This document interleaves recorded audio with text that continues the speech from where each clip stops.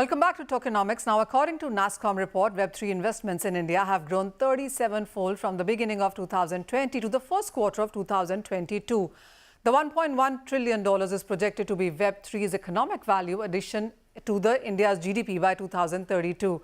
The adoption of technology like blockchain has the potential to drive growth in key areas of the Indian economy, such as agriculture, healthcare, public distribution systems, and education, and so on.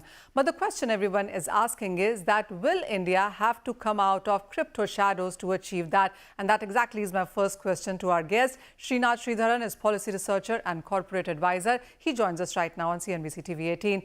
Srinath, hi. The whole conversation that we've heard from the ministers talking about on how the technology is great, but it will have to come out of the shadows of crypto. How do you see that statement? How would you elaborate on that?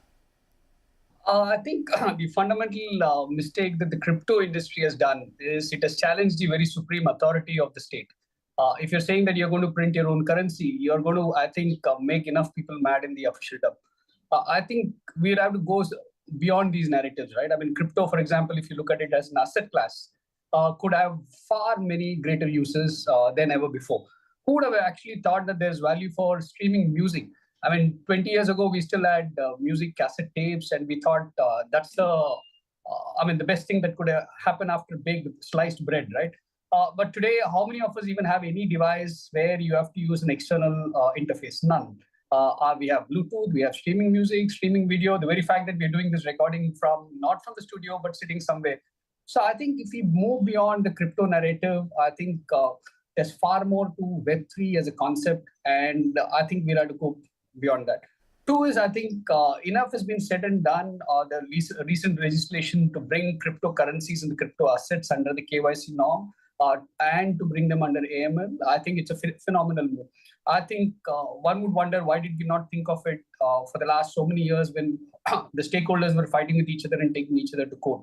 Simple one, if you regulate, you're going to create, I think, a fair playing ground and not push it under the dark web completely. And that's the biggest challenge. And that is where the biggest opportunity for crypto also is to reinvent itself to say, how can they be useful in the larger public sphere?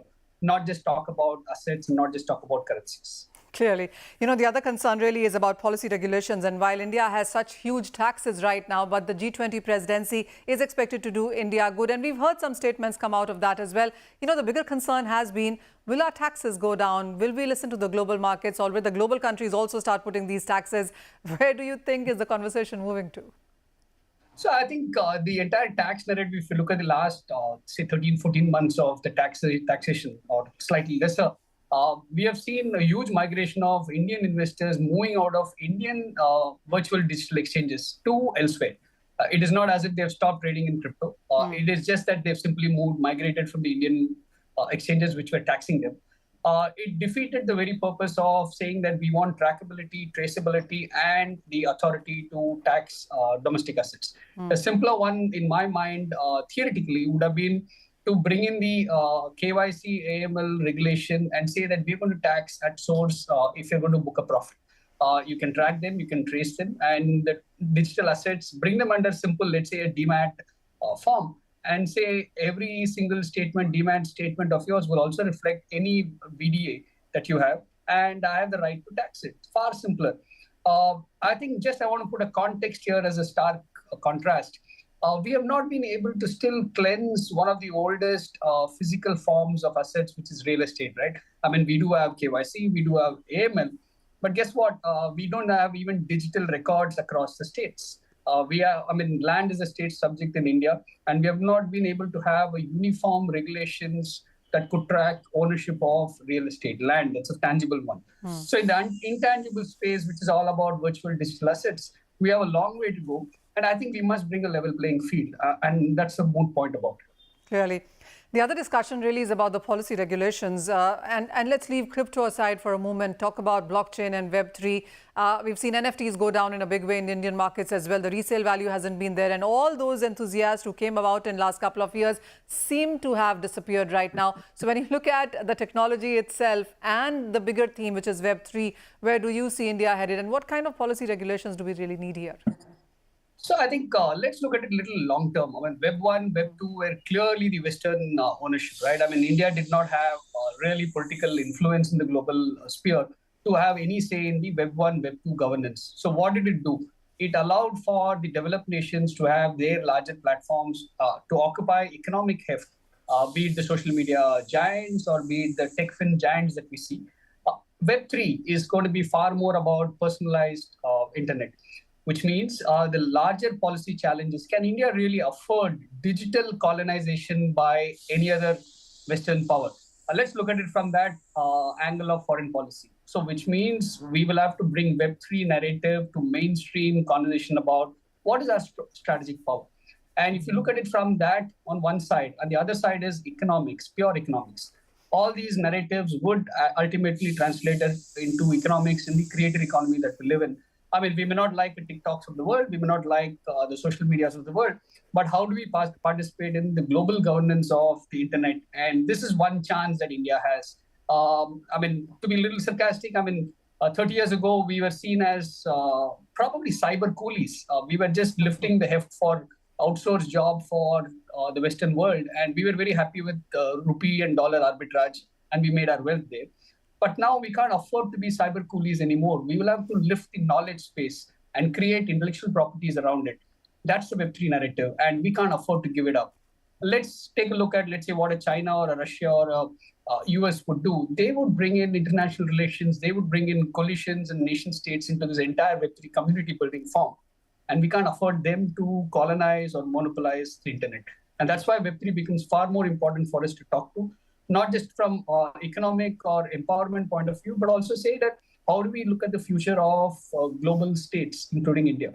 And that's where Web3 formation needs deeper conversation and not brushing it aside, saying it's the youngsters, it's a bunch of crypto folks, we don't like them, so we will not talk about it. More and more important that we must talk about it. Oh, yes.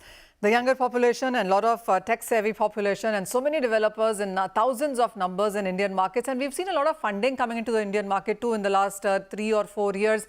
How do you see that funding growth into India right now? Also, Srinath, that the $1.1 trillion economy that we keep talking about, how achievable is that?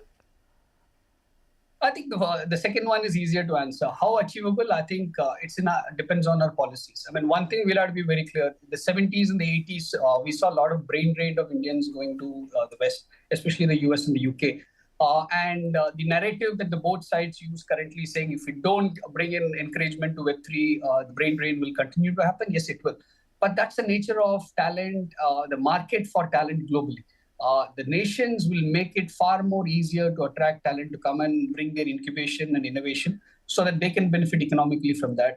And that's a challenge that India is going to face. We have never achieved, let's say, the reverse brain drain globally. We have never been able to attract global citizens to India to say that this happened probably thousands of years ago when we were Bharat as a civilization. But in the modern times, we now have to start with saying, can we at least hold on to our youth in India? Two, can we attract our Indian folks who are abroad back to their hometown, which means it's not just about Web3, it's not just about policies, it's also having about livable cities. And that's a larger conversation, which I think the Bangalore folks will soon start cribbing about. The cities are getting choked. You might be able to raise funds, but how do you deploy it and is there quality of life? Web3, coming back from innovation and youth point of view, I think it's achievable, 1.1 trillion, give or take 1 or 2 years on that. This also assumes, I've seen that report, it assumes there could be a slowdown globally, there could be, let's say, investment winter. But let's face it, it's a global capital which chases talent, which chases innovation. And India has that in abundance. And how do we now wrap around the ancillary units around this entire Web3 space? Which means, let's take a look at the innovation capability. We have the digital framework. Indian digital framework is one of the pioneering efforts. Can we improve on, let's say, the intellectual property? Right. Which means our patent office, can it really wake up from its slumber and say, we are going to actually encourage innovation on Web3, start filing trademarks and patents, global patents sitting out of India. And not push our youngsters to file them elsewhere.